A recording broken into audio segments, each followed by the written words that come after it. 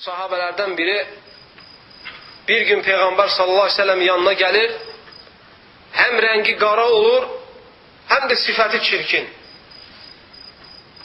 Hem qara olur rengi, hem de çirkin olur. Sifətində gözəllik olmur.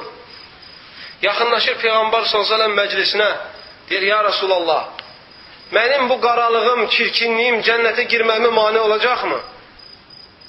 Yəni Allah Teala məni cənnətdən uzaqlaşdıracaqmı bu qaralığıma görə, bu çirkinliyimə görə? Peygamber sallallahu aleyhi ve sellem deyir ki, nəfsim əlində olan Allah'a and olsun ki, xeyr. Sən cənnətə girməyinin nə qaralığın, nə də sifətin, çirkinliyi mane olmayacaq. Peygamber sallallahu aleyhi ve sellem deyir, əgər sən Allah'a və onun Peygambərinə inanırsansa, deyir, ya Resulallah, mən sənə 8 ay bundan qabaq inanıram. Allah'tan başqa Allah olmadığına, ibadətə layiq haqq məbud olmadığına, sənin Allah tərəfindən göndərilmiş elçi olmağına mən 8 ay bundan qabaq iman etmişəm. Deyir, ya Resulallah, mən neçə adamın evini döydüm, getdim, evlənmək istəyirəm. Mənə heç kəs qız vermir. Çünki mən qarayam, sifətim də çirkindir. Onlar da qızların yanına gedirsən, gözəl oğlanlar axtarırlar. Varlı oğlanlar axtarırlar. Deyir, amma məndə pul da yoxdur, mal da yoxdur. Üstəlik qarayam, üstəlik də çirkinəm. Mən bəyən evlənməməliyəm. Peygamber sallallahu aleyhi ve sellem deyir ki, get filan adamın evinə qapısını döy. Və deyinən ki, sənin qızını Peygamber sallallahu aleyhi ve sellem mənimlə evləndirdi. Yəni, sənin qızını mən istəyirəm. Mənlə evləndirəcəksən. Gedir, qapısını döyür. Ərəbcə bildiyi üçün ev sahibi qapısını açır və onu gözəl qarşılayır, evin ən qəşəng yerində otuzdurur. Deyir ki, buyur, xoş gəlmişsən. Deyir, bilirsən nəyə gəlmişəm? Birincisi, bu içəri girdikdən sonra bunun qaralığı, çirkinliyi ev yiyəsini diysindirir. Diysinir bundan. Amma qonaqdır, məcburdur. Amma sıxılır onun çirkinliyindən evində ona ağırlıq eləyir. Amma qonaqdır deyə hörmət eləyir. Və üstəlik də diysindiyi yetmir, üstəlik də ondan başqa şey tələb eləyir. Deyir ki, bilirsən nəyə gəlmişəm? Deyir, sənin qızına elçi gəlmişəm. Sənin qızını istəyirəm, evlənmək lazımdır. Bunu evdən qovub bitirir. Deyir, hələ şükür elə ki, sənin kim adamdan evə salmışam. Üstəlik gəlib mənim qızımı istəyirsən, sən? Qoyulur evdən. Sahabə peşman gəlir Peygamber sallallahu aleyhi ve sellem yanına. Amma baxın, imanlı insanlar nə tər olur, möhtərəm qardaşlar. Qız çox qəşəng insan olur. Çox qəşəng və Peygamber sallallahu aleyhi ve sellem'e inanan bir qadın olur. Qız olur. Bu söhbəti eşidir o birisi otaqdan. O oğlan getdikdən sonra deyir, ey ata, onu Peygamber sallallahu aleyhi ve sellem göndərib ki, mənlə evlənsin. Sən bəyəm Peygamberin əmrini rədd edirsən, qorx ki, Allah Teala sənin eybini millətin qabağında açar. Get, rəhi gəlməmiş. Cəbrail aleyhissalam sənin bu hərəkatını Peygamber sallallahu aleyhi ve sellem xəbər verməmiş. Get Peygamberdən üzr istə yine. Və Peygamber sallallahu aleyhi ve sellem əmrinə qarşı çıxma yine. İmanlı qadınlar belə olmalıdır. İmanlı qadınlar belə olmalıdır. Allah Teala Kur'an-ı Kerim'de buyurur. فَلَا وَرَبِّكَ لَا يُؤْمِنُونَ حَتَّى يُحَكِّمُوكَ فِي مَا شَجَرَ بَيْنَهُمْ ثُمَّ لَا يَجِدُوا فِي أَنفُسِهِمْ حَرَجًا مِمَّا قَضَيْتَ وَيُسَلِّمُوا تَسْلِيمًا. Sənin Rəbbinə and olsun ki, onlar sənin Rəbbinə iman etmiş olmazlar, ta aralarında olan ixtilafa səni hakim tutmadıkça və sonra sən kəsdiyin hökmə tamamilə etirazı olmadan təslim olmadıkça. Bir adam deməklə ki, mən Peyğəmbərə inanıram, bu yetmir. Sən Peyğəmbərin əmrlərinə də inanmalısan. Peyğəmbər sallallahu aleyhi ve sellemin gətirdiyi şəriəti də qəbul eləməlisən. Hətta sənin işlərində sənə sərf etməsə belə. Bugün sən haram malı yersən. Bir adam sənə hədis gətirib desə ki, sənin bu gördüyün əməl haramdır. Peyğəmbər sallallahu dediyinə görə, əgər sən Peyğəmbər iman gətirirsən, sonra rədd etməməlisən. Və onu qəbul etməyi ilə bərabər qəlbində ona təslim də olmalısan. Razılığını da bildirməlisən. Əgər dilinlə razı olub qəlbinlə etirazın olsa yenə iman etmiş olmursan. Təslimiyyət də lazımdır. Və qəlbin razılığı da lazımdır Peyğəmbər sözüm kəsdiyi hökmdən. Baxın, möminət qadında nətər olur. Qadının imanına baxın. Kaş ki, bugün möminlərin zövcələri bu möminət qadından ibrət alaydilər. Kaş ki, bunun yolu ilə getməyə çalışaydılar. Kaş ki, onda olan imandan bir, onda olan əxlaqdan, təslimiyyətdən bir hissəsi müsəlmanların qadında olaydı. Görün, möhtərəm qardaşlar, sahabələr nətər tərbiyə olunublar. Vəhyə qarşı nətər ehtiram göstərirlər. Peyğəmbər s.ə.v əmirlərinə qarşı nətər ehtiram göstərirlər. Bugün möminət qadınlara, müsəlman qadınlara, bəzi müxalifətlərinə, şəriətə qarşı çıxdıqları şeydə tövsiyə olunanda, baxsın, qəbul etmək istəmirlər. Onlara tövsiyə eləyəndə ki, hicab geyinin, şəriətə uyğun hicab geyinin, süslənməkdən çəkinin, əllərinizə itaat edin, şəriət qoyduğu hədləri aşmayın. Baxırsan ki, qəbul etməkdə etiraz edirlər. Baxmayaraq namaz qılar, oruç tuturlar. Bu kifayət deyil. Sən başqa qanunlarda da təslim olmalısan. Tək təslim olman yetmir, qəlbində də rahatlıq hiss etməlisən. Budur həqiqi iman. Peyğəmbər s.ə.v sahabəni qarşılayır, amma sifətində etiraz görür. Görür ki, sahabə narazıdır. Hiss olunur ki, onun tələbini qəbul etməyiblər. Bu möminət qadın atasına deyir ki, tez get Peyğəmbər s.ə.v üzr istə. Yoxsa Cəbrail əleyhissalam gəlib deyəcək. Kişi tez gedir Peyğəmbər s.ə.v yanına, deyir, ya Rasulallah, məni üzürlü hesab elə. Deyir, elə bildim ki, bu özündən gəlib deyir. Sənin tərəfdən həqiqi olmağında şübhəm var idi. Deyir, ya Rasulallah, madəm ki, sən göndərmişsən, qızımı verdim, getdi. Baxın, möhtərəm qardaşlar, nəsihətin İslam dinində faydası var. Möminət qadın atasına tövsiyə edir Peyğəmbər s.ə.və təslim olmağına və bunların Allahın qəzabından uzaq olmasına səbəb olur. Çünki Peyğəmbərin əmrinə olan razılıq Allahın razılığı deməkdir. Peyğəmbər s.ə.v-in əmrinə qarşı olan etiraz Allahın qəzəbinə düşər olmaq deməkdir. Bu qadın həm özünü xilas edir, həm də atasını xilas edir Allahın qəzəbinə düşər olmaqdan. Doğruyu əmr eləyib pislikdən çəkindirməkdə əsas fayda budur. Qızı verir, məsələ bitir. Toy günü elan olunmalıdır. Amma qızı verəndə əli boşuna da vermir. 400 dirhəm istəyir. Deyir, qızı verir, amma başlı pulu lazımdır. 400 dirhəm verəcəksən. Sahabənin də bu da əlavə bir problemidir. Pulu da yoxdur. Bizdə nə deyirlər? Deyir, pulun yoxdur, qıraqda dur günü. Pulun yoxdur, evlənmək axtarmayın. Ayağını yorğanına görə uzat günə. Belə misallar çəkirlər. Amma nə olar? Peyğəmbər s.ə.v deyir ki, ona yaxşı. Sən çirkinsən, qarasan, evləndirdik yaxşı. Onda heç olmasa 400 dinarlarını ver. Deyir, ya Rasulallah, mənim heç 400 dinarım da yoxdur. Heç bir dinarım yoxdur mənim cibimdə. Mən hardan alasam 400 dinarı? Peyğəmbər s.ə.v bunun bu problemini də çözür. Baxın, Peyğəmbər s.ə.v heç bir insan rədd etməzdi. Əlindən kiməsə qarşı nə qədər yaxşılıq gəlirsə, edərdi. Mənim mənfəətim, mənə gəlsin, məndən başqa heç kəsə getməsin. Belə şey olmazdı Peyğəmbər s.ə.v-də, nə də onun sahabələrində. Xeyri paylaşardı insanlarla. Vallahi ona kəsdiyi qismətlə qane olarlardı. Peyğəmbər s.ə.v bunun bu problemini də çözür. Deyir, get Osman ibn Affanın yanına, o sənə pul verəcək. Gedir Osman ibn Affanın yanına, deyir ki, Peyğəmbər s.ə.v məni göndərdi ki, mənə 100 dənə dirham verəsən. Osman ibn Affan 100 dənə dirhamı da verir, əlavə pullar da verir.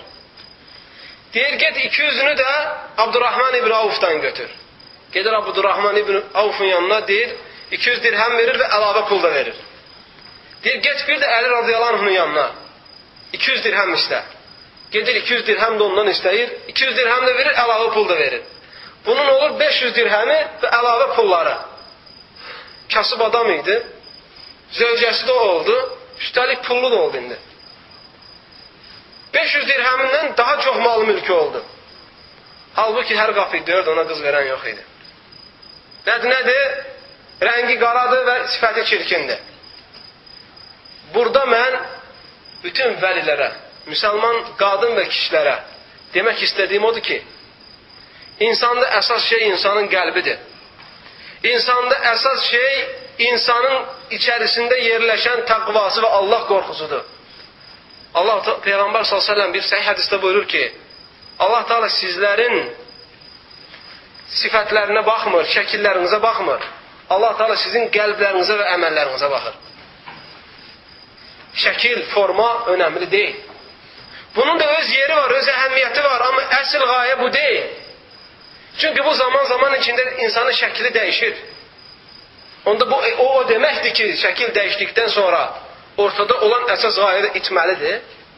Yəni kişi bir gün evləndikdən sonra Allah eləməsin bir çirkinlik baş verəndə qadın onu tərk eləməlidir. Və yaxud qadınla evləndikdən sonra bir çirkinlik, bir şikəstlik, bir nəsə çirkinlik növü baş verdikdə kişi qadını boşamalıdır. Xeyr.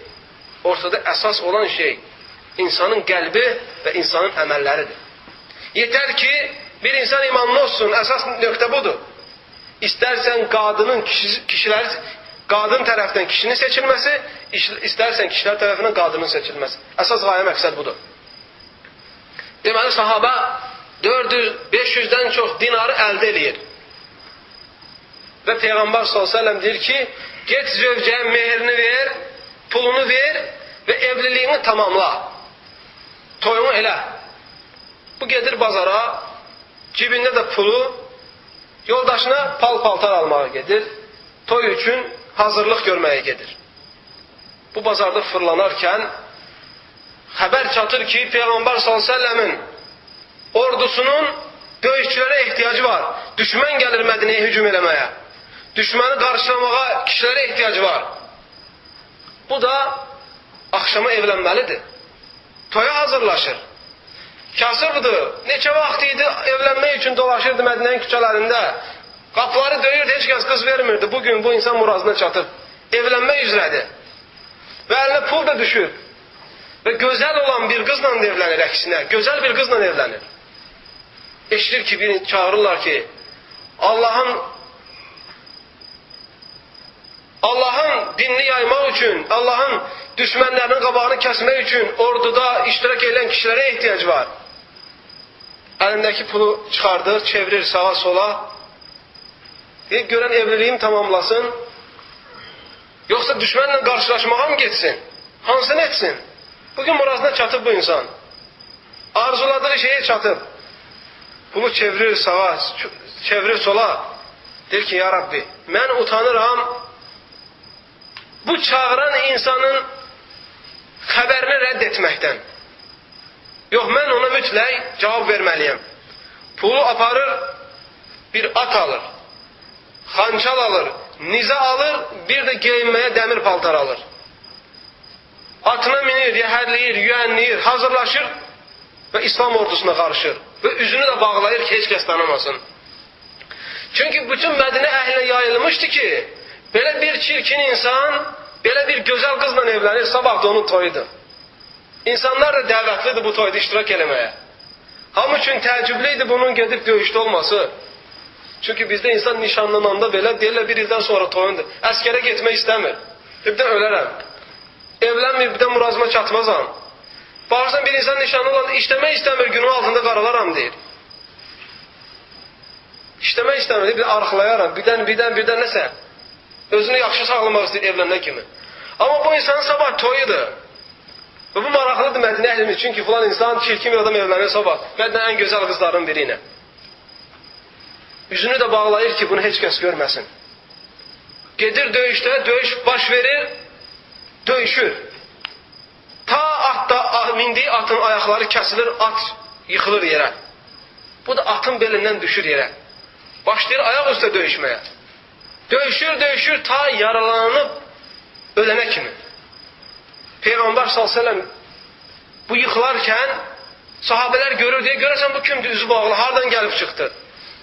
Əli radiyallahu anh deyir ki, qarışmayın işə, ola bilsin başqa yerdən gəlib bizə yardım eləyir. Amma Peyğəmbər s.ə.v onu tanıyır.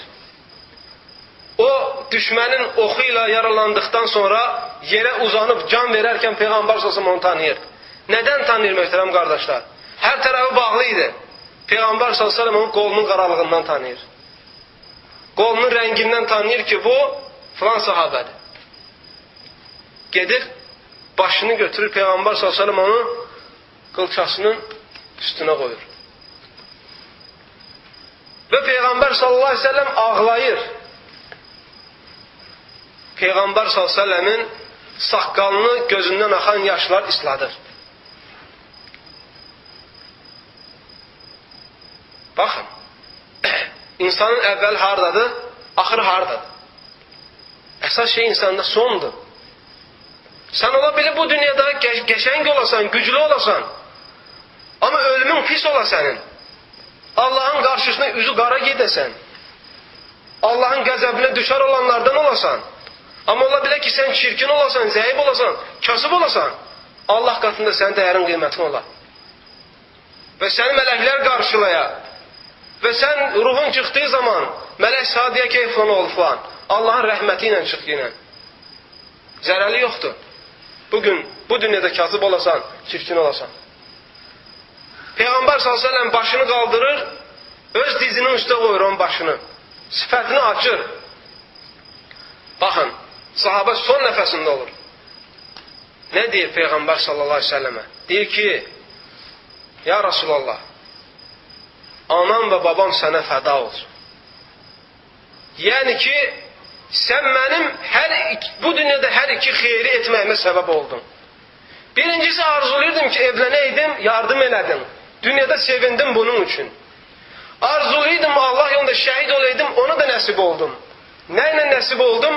Sənin səbəbinlə qazandığım pula. Əgər atım olmasaydı, malım olmasaydı, pulum olmasaydı, bu döyüşdə iştirak elə bilməyəcəkdim. Nə də o qadınla evlənə bilməyəcəkdim. Hər iki arzuma bugün çatıram deyir.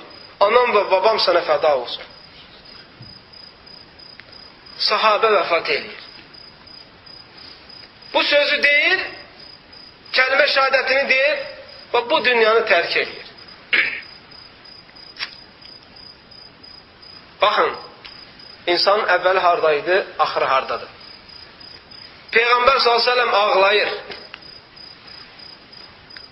və sonra gülür və sonra üzünü çevirir yan tərəfə. Sahabələrdən biri yaxınlaşıb deyir, ya Resulallah, ağladın, sonra güldün, sonra üzümü çevirdin. Nəyə görə? Sahabələr təəccüblü bir şey gördükdə soruşarlardı. Deyir, amma ağlamağım ona görə idi ki, sahabənin ölümünə üzüldüm deyir. Çünki bu çox salih bir sahabə idi. Allah və Rasulunu sevən bir sahabə idi. Xeyirdən qaçmayan bir sahabə idi. Özünə istədiyini başqasına istəyən bir sahabə idi. Allahın verdiyi əhdə sadiq olan bir sahabə idi. Onun ölümünə üzülərək ağladım deyir Peyğəmbər s.ə.v. Deyir, amma ona görə güldüm ki, gördüm ki, deyir, bunun üçün məhşər meydanında içilən su hazırlanır. Onun üçün güldüm deyir Peyğəmbər s.ə.v. Hansı ki Peyğəmbər s.ə.v deyir, kim o sudan bir qurtum içərsə, bir qurtum heç vaxt susamayacaq. Onun üçün o su hazırlanır. Sevindim deyir, bu Allah qatında o dərəcə çatmağına. Deyir, amma üzümü çevirdim ona görə ki, deyir, bunun üçün Allah Teala vəd etdiyi, hazırladığı cənnətdə olan hurin inlər bunu qarşılamağa gəlirlərdi. Və onların deyir, ayaqları, onlar hamısı ayaqlarını yuxarı çərməmişdi. Onların ayaqlarını baxmaqdan utandım, ona görə başımı çevirdim deyir. Bizdən birimiz bilirik ki, əziz möhtərəm qardaşlar, Peyğəmbər s.ə.v-in sahibi olduğu sudan içəcək bizə nəsib olacaq. Bizdən birimiz bilirikmi ki, hurilərlə evlənmək bizə nəsib olacaq. Bizdən birimiz, heç birimiz bilmirik Allahın qatında olan mənzilimizi. Baxın, sadiq iman necədir? Bu dində Peyğəmbər s.ə.v gətirdik şəriəti. Kişi kimi yaşamağın aqibəti sonu necədir? İxlasla.com saytı tərəfindən təqdim olundu.